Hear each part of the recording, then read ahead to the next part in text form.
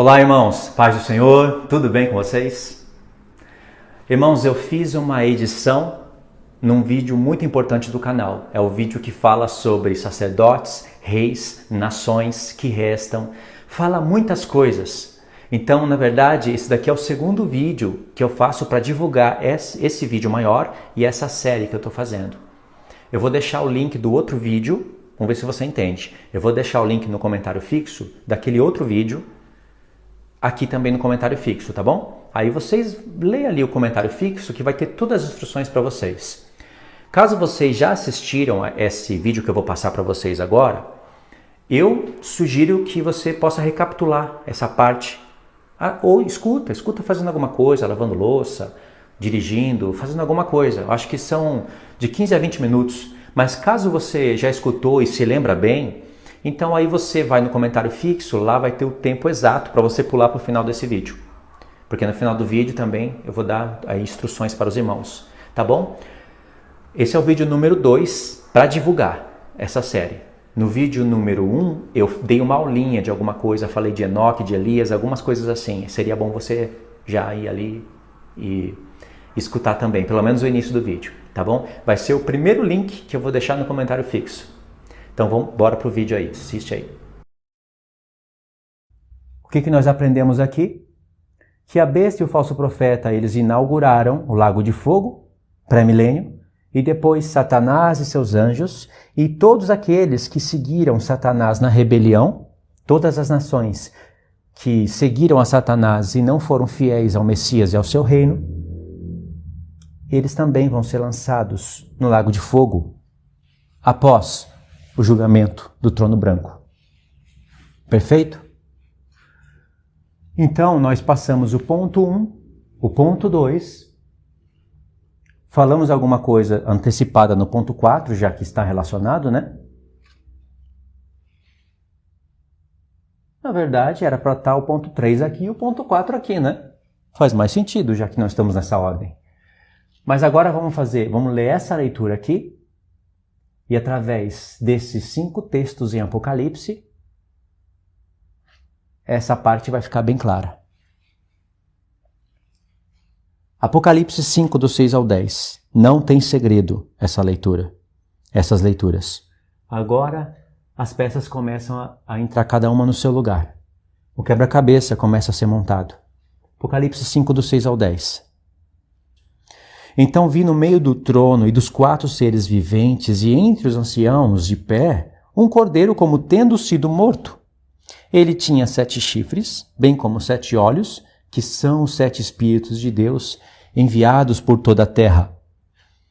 Veio, pois, tomou o livro da mão direita daquele que estava sentado no trono.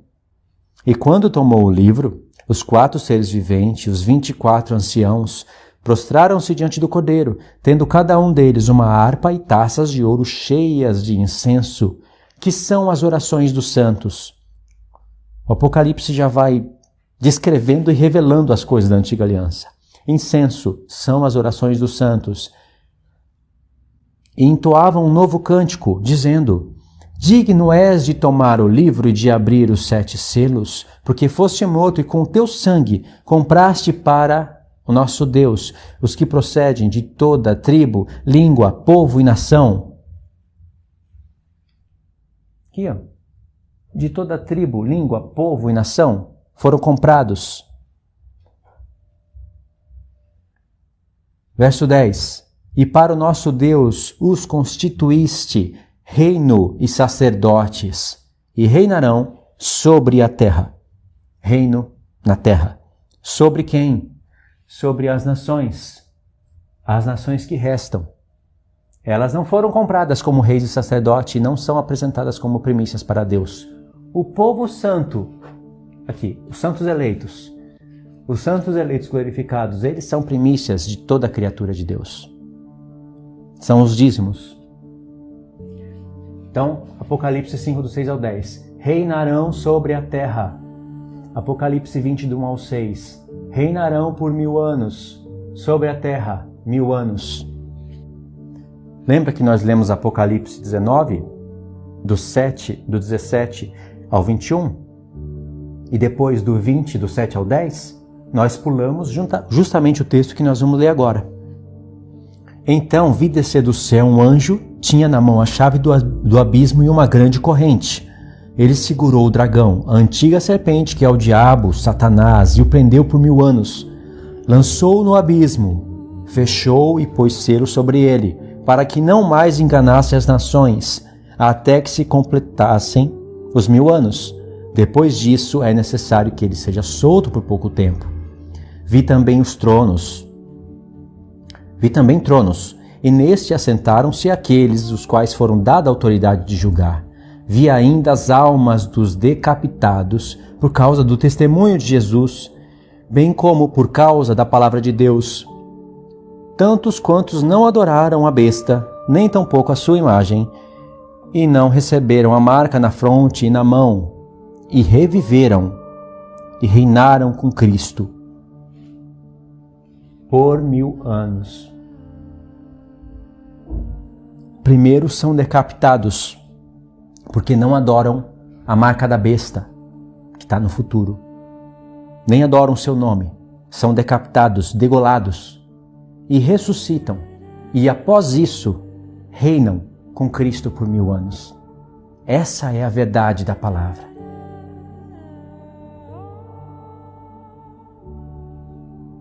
Verso 5. Os restantes dos mortos não reviveram até que se completassem os 1000 anos. Esta é a primeira ressurreição. Presta atenção no verso 6 e também no verso 5. Bem-aventurado e santo é aquele que tem parte na primeira ressurreição. Sobre esses a segunda morte não tem autoridade. Pelo contrário, serão sacerdotes de Deus e de Cristo e reinarão com ele os 1000 anos. 2 vezes fala de reinado por 1000 anos após uma ressurreição. E diz que os restantes não ressuscitaram.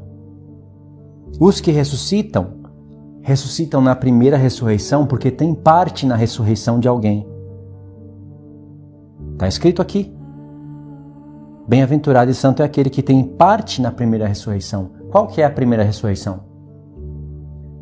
A primeira ressurreição é a que vai vir depois. Aqui é depois de Cristo, né? Ele ressuscita primeiro. Ele faz a primeira ressurreição. Só que ele tem um corpo. Paulo fala em 1 Coríntios 15, do 20 ao 23, que Cristo é as primícias dos que dormem. Primícias, da onde saiu essa palavra? E que assim como todos morrem em Adão, todos ressuscitarão em Cristo, mas cada um pela sua ordem. Cristo as primícias, depois os que são de Cristo na sua vinda. Essa é a primeira ressurreição. Você tem parte na ressurreição de Cristo, que foi o primeiro a ressuscitar para nunca mais morrer. Essa ressurreição é a primeira. Ele ressuscitou primeiro para ter a primazia, mas ela se completa em todo o povo de Deus. Povo que terão os seus corpos glorificados, ela se planifica, se completa de vez no toque da última trombeta. E aí vem o reinado do Messias. E esses serão reis e sacerdotes. Aqui que está o ponto principal. Diz que os que ressuscitam na primeira, ressuscitam para serem reis e sacerdotes. Esses têm os seus corpos glorificados. Aqui tem o restante das nações que não ressuscitam. Mas esses que está dizendo aqui que não ressuscitam, não são esses daqui de cor preta. Porque esses daqui de cor preta, eles passam para o milênio. São as nações que restam, que têm que adorar o rei na festa dos tabernáculos, de ano em ano. De um sábado a outro sábado, de uma lua nova a outra, tem que adorar o rei. E eles saem e vão ver os corpos daqueles que prevaricaram contra Deus, a besta e o falso profeta. E quem são esses que não reviveram? Verso 5, os restantes dos mortos não reviveram. Aqui está falando dos mortos, de pessoas que já morreram. Irmãos, desde o tempo de Adão até o nosso tempo, pessoas não morrem? tanto os que viveram antes da lei, como os que viveram depois da lei, tanto os que viveram de Moisés até Cristo, até o tempo da nova aliança. Pessoas não morrem? Muitos desses não ressuscitam, até que se completem os 1000 anos. Por que que eles não ressuscitam? Porque só ressuscitarão os que serão achados dignos de serem reis e sacerdotes do Senhor. Só esses ressuscitarão. E ressuscitarão os que morreram, porque os que estiverem vivos para a vinda do Senhor serão glorificados. E vai ter nações que estarão vivas e passarão desse mundo para o outro. Os que já morreram em séculos passados, os que forem achados dignos de ressurreição, para reinarem com Cristo durante 1000 anos, ressuscitarão. Outros não ressuscitarão. Esses que não ressuscitarão serão esses daqui. Nações que não ressuscitam. Por que que não ressuscitam? O Apocalipse vai explicar. Os profetas já explicam. E claro que esses daqui, de verde, não são os mesmos da besta e do falso profeta. Porque esses daqui são diretamente lançados no lago de fogo. Esses passarão pelo juízo do trono branco. Assim como esses também, muitos desses. O restante das nações que vão para o milênio terão filhos. Contarão para os seus filhos o que acontecia no nosso mundo. Porque eles vão viver em um mundo vindouro, no reino do Messias. Eles contarão para os seus filhos e os santos eleitos estarão lá no milênio glorificados. Tanto os santos eleitos como os restantes das nações, esses dois grupos estão aqui. Mas uns foram achados dignos de serem sacerdotes do Senhor. Outros não foram achados dignos de serem sacerdotes do Senhor, mas foram achados dignos de restarem e de serem regidos pela igreja. Outro grupo não foram achados dignos de serem reis e sacerdotes e nem poderão passar para as nações, para o milênio, para o mundo vindouro, não poderão passar porque já estarão mortos e não ressuscitarão na primeira ressurreição porque não são achados dignos de serem reis e sacerdotes. Esses daqui não tem nem o que falar. São os adoradores da besta, os decapitadores de cabeça, os que crucificam pessoas. Esses daqui são os próprios demônios na terra. Então nós lemos até o 6, né? Aqui eu me detive um pouco porque foi para desenrolar aqui essa parte, acabou ficando mais claro, né? Agora o Apocalipse 20, irmãos. Versos 11, o 12, que eu frisei, o 13 e o 15. Eu frisei o 12 e o 15 porque são textos importantes. E tem até um paralelo com Daniel 7, do 8 ao 10. Vamos lá, conferir isso. Vi um grande trono branco e aquele que nele se assenta, de cuja presença fugiram a terra e o céu, e não se achou lugar para eles. Vi também os mortos, os grandes e os pequenos, postos em pé diante do trono. Aqui tem um desenho que representa o trono. E aí foi posto o trono branco, de cuja presença fugiu o céu e a terra. Olha que tempo importantíssimo. Que coisa assustadora. É o julgamento final, após os 1000 anos. Aqui é o julgamento final. E aí, irmãos? Pulou o vídeo? Pulou ou assistiu? Bom, seja como for, eu estou fazendo esse trabalho para divulgar todo esse conhecimento que o Senhor está dando sobre nós. Nessa série, nesse vídeo grande que eu fiz na lousa, esse que eu passei para vocês aqui, nesse vídeo eu acho que eu cometi um erro. Se eu não me engano, teve uma parte ali que eu disse que a besta e o falso profeta, eles vão diretamente para o lago de fogo sem julgamento. Eu acho que eu falei isso. Se eu falei isso, isso é um erro que eu cometi, porque eu não conhecia ali a questão dos 1290 dias, dos 1335 dias, aquele tribunal de Cristo para julgar a besta e o falso profeta. Eu achava que o julgamento deles já era a própria ira de Deus sendo descarregada sobre eles. Entendeu? Então, isso é um erro. Se eu falei isso, corrige. Não é assim. Vai ter um tribunal estabelecido. Então, houve muitos acréscimos que eu tive depois desse vídeo aí que eu gravei. Esse vídeo que eu passei para vocês, eu gravei há quase um ano atrás. Então, vocês vão aprender muitas coisas nesse vídeo, nessa série que eu estou fazendo do julgamento do santo e das nações. Vocês vão aprender que não tem ninguém no céu agora, ninguém, nem Enoque, nem Elias. Aliás, Elias morreu, irmãos. Enoque, ele foi trasladado para não ver a morte. Não quer dizer que ele está no céu, quer dizer que ele está no Sheol. Eu expliquei isso no primeiro vídeo, naquele curtinho. No primeiro link que eu vou deixar para vocês na descrição. Elias morreu. Elias foi trasladado, arrebatado de um lugar para o outro. Sim, um redemoinho levou ele, né, nas nuvens até o céu, para ficar uma dica para a gente, uma sugestão de um arrebatamento. Não quer dizer que ele foi para o céu, ou que não morreu, porque ele escreveu uma carta mais ou menos 10 anos depois, para a terra. Então ele não escreveu a carta do céu para a terra. E mesmo que Deus desse esse poder para ele, o Senhor Jesus, quando veio como homem, o Senhor Jesus disse que ninguém subiu aos céus, senão aquele que de lá desceu. Não precisa de grego, não precisa de hebraico, não precisa de aramaico, não precisa de escatologia, não precisa de conhecimento profundo para entender isso que o Senhor disse. Entendeu? Então o Senhor pode levar sim alguém no céu, dar uma visão, mas quando o Senhor Jesus disse ninguém subiu ao céu, senão aquele que de lá desceu, é no sentido de subir e permanecer lá. Entendeu? Porque o Senhor Jesus também, está escrito a respeito dele, que ele é o primeiro que ressuscita dos mortos. Ele tem a primazia dentre todas as coisas, como está em Colossenses 1. E se ele tem a primazia, ele é o primeiro. Mas antes dele, pessoas ressuscitaram, antes do Senhor Jesus. Só que ressuscitaram para voltar a morrer. Compreendeu? Vocês vão aprender isso. Vão aprender que quando o Senhor Jesus vier, ele não vai destruir todos os povos da terra, como diz aí muitas doutrinas, que vai sobrar só a igreja. Não, vai sobrar muitas nações que vão passar desse mundo para o outro com um corpo não glorificado e vão ser sujeitas a Cristo. Aliás, vocês vão aprender também que tem um sacerdócio rebaixado.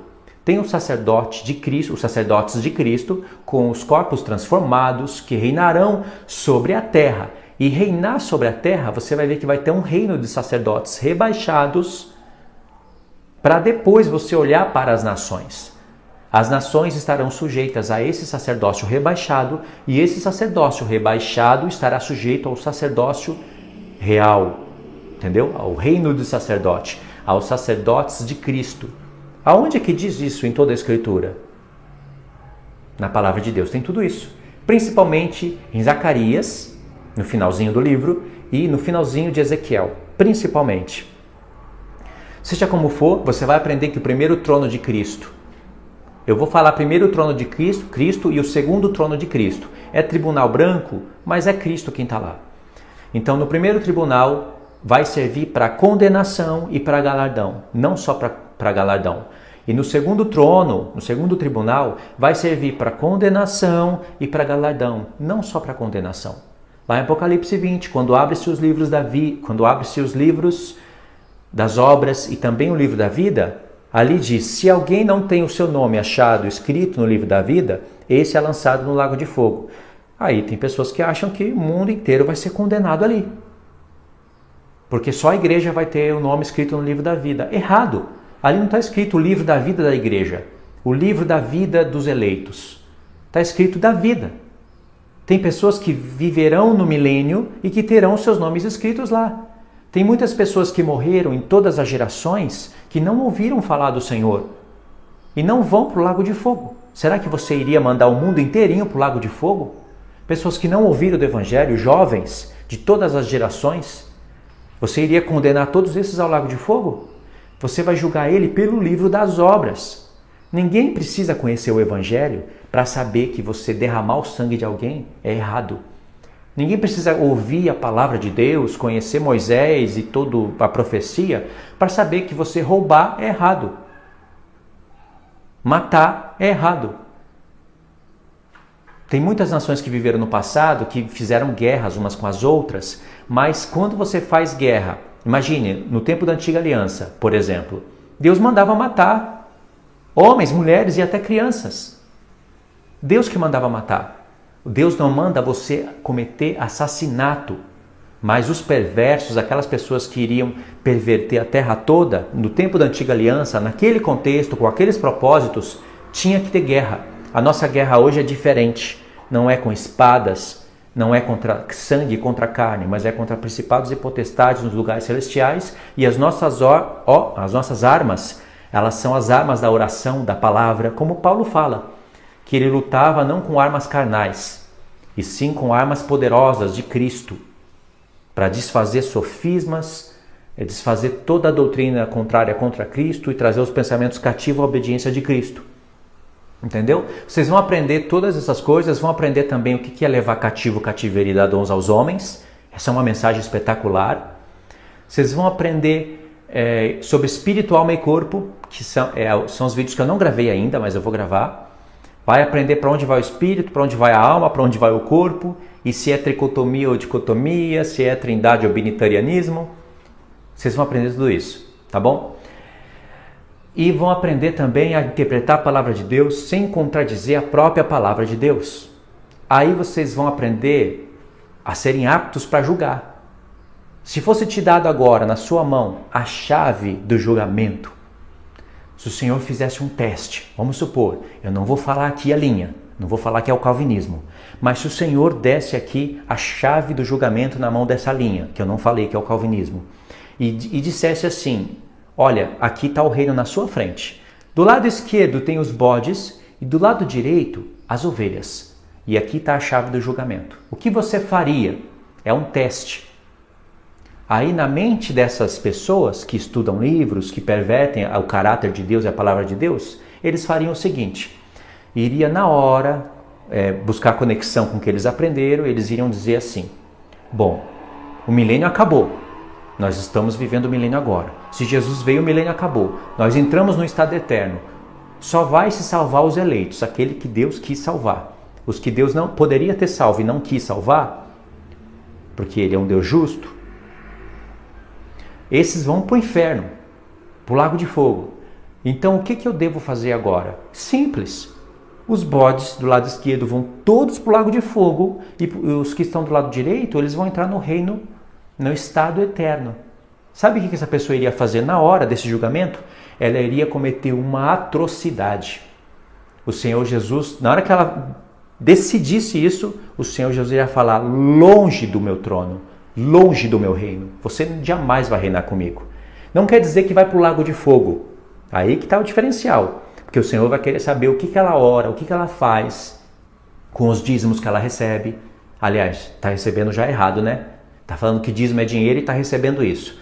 Mas o Senhor vai pedir conta de tudo, o que ela faz com isso, o que ela ensina, por que ela ensina isso, por que ela queria matar o mundo inteirinho no lago de fogo. Porque é isso que você iria fazer, caso você tomasse essa decisão. Você iria condenar o mundo todo.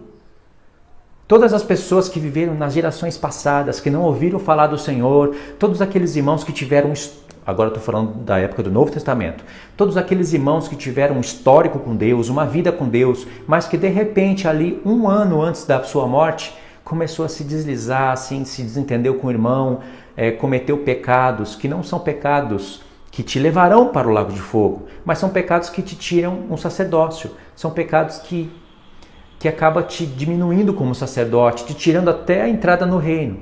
Essas pessoas não ressuscitariam na primeira ressurreição, mas estariam esperando a outra ressurreição, a segunda, que é depois dos 1000 anos, para serem absolvidas no lago de fogo, né? Ou condenadas, depende do que elas fizeram. Então, todas essas pessoas iriam para o lago de fogo.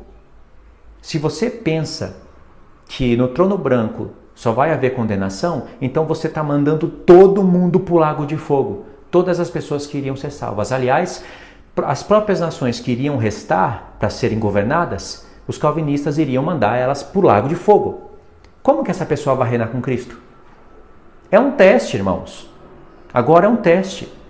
Agora, se o Senhor te desse a chave do julgamento na mão e falasse, está aqui, bodes para um lado, ovelhas para o outro, o que você faria? Aí, com a chave na mão, antes de cometer um julgamento não, antes de cometer uma atrocidade através do seu julgamento, se você dissesse, bom, eu quero saber, preciso do livro das obras, para saber o que está escrito nesses livros, para eu saber quais são aqueles que ficaram presos até pagar o último centavo, quais são aqueles que foram presos no Sheol para serem condenados. Eu preciso saber as obras de cada um, para aí sim eu poder julgar, para eu poder dizer para esse, sai da prisão, você está livre, como um povo rebaixado. Você pagou o seu último centavo, pode sair da prisão. Ou a pessoa ficou presa, esperando o julgamento do trono branco. Pode sair. Está escrito aqui que você cometeu isso, isso e isso e isso. E por isso, aí ela abre o livro da vida, por isso o seu nome não está escrito aqui no livro da vida. Você está condenado ao fogo eterno. Aí sim, joga essa pessoa no lago de fogo. Se o Senhor contemplasse isso na sua mente, Ele iria falar, você está apto para entrar no meu reino e julgar as coisas do meu reino, porque você não cometeria atrocidades na hora do julgamento. É isso, irmãos, a hora de aprender a julgar, a hora de aprender a ser rei e sacerdote é aqui na terra, não na ressurreição. Se você não aprender isso aqui, você não vai poder fazer parte da primeira ressurreição. Não vai. Quem ressuscita com Cristo é para ser rei e sacerdote, não é para aprender. Aqui é o momento quando nós estamos em carne, nós podemos ser tentados, quando o diabo está solto, os demônios estão soltos para tentar você, para você poder vencer eles através da oração, renunciar, estudar a palavra, aprender, exercitar. Aqui é o momento de você aprender, não na ressurreição. Uma vez que você está com o corpo glorificado, que Satanás está preso, os demônios estão presos, ali seria moleza você aprender a palavra. Nenhum sacerdote glorificado vai aprender as coisas do reino. Eles vão exercitar o que aprenderam aqui. Por isso que uns reinam sobre 5 cidades, outros sobre 10. Entendeu? Por aí vai. Agora, as nações que restarem, elas sim, vão estar sujeitas a aprendizado. Entendeu? Esse é um resumão aí de todo o conteúdo, os últimos conteúdos do canal. Obrigado por ter assistido até aqui. Aproveito para agradecer os irmãos que me ajudam, os irmãos que ofertam na minha vida, irmãos e irmãs, aqueles que firmaram compromisso comigo há 1 ano e meio atrás e ainda continuam no compromisso. Deus tem visto tudo isso. E a minha oração é que Deus retribua os irmãos aqui mesmo nessa vida. Tem galardão separado sim para o momento da ressurreição. Mas a minha oração que eu peço para Deus é que Deus dê para vocês saúde, alimento, trabalhos para o reino, que eu possa me esforçar para ensinar a palavra para vocês, para que Deus dê um escape para vocês, sabe, nessas horas de dificuldade, assim como Ele tem dado para mim, porque eu não faço esse trabalho sozinho. Se não fossem os irmãos e as irmãs, eu não poderia estar fazendo esse trabalho. Trabalhei 20 anos no Japão, na fábrica, no ferro, alternando turnos, e eu não poderia fazer esse trabalho se não fossem as ofertas dos irmãos. Por isso que as ofertas são importantes, são voluntárias. Os irmãos criaram esse grupo de ofertantes voluntariamente e por isso que eu faço tudo isso. Agradeço todos os irmãos e já aproveito para dizer que se você não oferta em nenhum lugar, saiba que é bem-vindo a sua oferta. São ofertas voluntárias, não é dízimo, não é compromisso no qual você tem que fazer, se você não fizer vai vir um devorador na sua vida e vai acabar com a sua renda, não tem nada disso. São ofertas voluntárias, tá bom? Que ajuda a espalhar a palavra de Deus. E também compete a mim ter temor com as ofertas, usar elas com sabedoria. O tempo que essas ofertas vão me proporcionar é para eu estudar a palavra e ensinar os irmãos. O meu trabalho é estudar, gravar, editar, postar e fazer lives. Isso é o que eu estou devendo para os irmãos. As lives é onde a gente está em contato mais perto um com o outro. Isso é o que eu estou devendo, eu me sinto em dívida. Esse é o meu trabalho. Eu não posso responder todos os irmãos pelo WhatsApp. Os irmãos que estão no grupo, eles acabam tendo o meu contato. Está lá o meu número. Só que eu não posso responder, irmãos. O meu trabalho não é esse, responder cada um particularmente. Porque eu me perco em tudo. Então alguns irmãos ficam chateados. Alguns irmãos saem até nos comentários, sabe? Postando coisas horríveis. Falando, o Luiz se acha especial demais para poder responder a gente. Eu sou ofertante. Irmãos, você dá oferta não é para cobrar respostas. Você dá oferta é para o trabalho de Deus. Se você faz isso, você é reprovado. Nem é bem-vinda a sua oferta se você pensa assim. Agora, você pode cobrar uma live. Você pode cobrar, sim, esclarecimentos, sugestões. Não vir no meu particular e achar que eu vou conversar e bater papo com todo mundo. Entendeu? Então toma cuidado, toma ciência disso. Agora, claro, tem irmãos que têm todo esse entendimento, não precisa de eu falar, eles sabem disso. Tá bom? Estou agradecendo todos os irmãos dos grupos e aproveitando para dizer isso, que eu não posso responder os irmãos. Irmãos, me ligam. Não, quer dizer, não estou falando para me ligar. Estou falando, tem irmãos que me ligam, assim, com chamada de vídeo. Eu nem sei de onde está vindo a pessoa, o número, e me liga. Liga uma, liga duas, liga três, liga quatro. Às vezes é 11 horas da noite.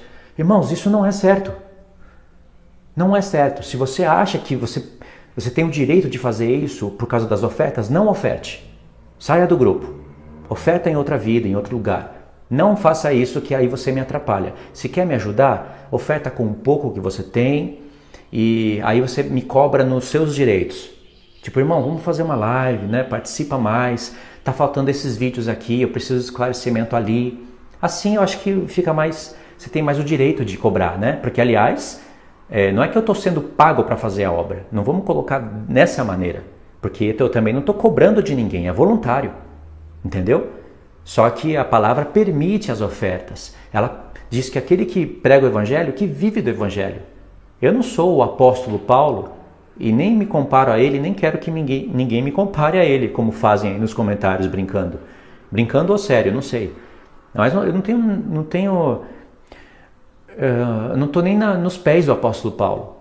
Ele tinha direito a ofertas e recebia. Ele disse para os coríntios que despojava outras igrejas para servir a eles. Mas ele não vivia a vida que a gente vive, irmãos. O apóstolo Paulo vivia outro contexto. Entendeu? Eu entendo o tempo que eu vivo, entendo o trabalho pelo qual fui chamado e estou tentando fazer. Melhorando cada vez mais. Tá bom? Então é isso daí. Esclareci aí os pontos. Obrigado por ter assistido até aqui, irmãos. Já ficou enorme, né? Aproveitei para dar uma aula no final do vídeo. No outro vídeo, aquele que eu vou deixar o primeiro link do comentário fixo, eu dei uma aulinha no começo do vídeo. Agora eu estou dando uma aula no final. Tá bom? Então é isso daí, irmãos. Obrigado, Deus abençoe. Fiquem todos na paz do Senhor. Até os próximos estudos.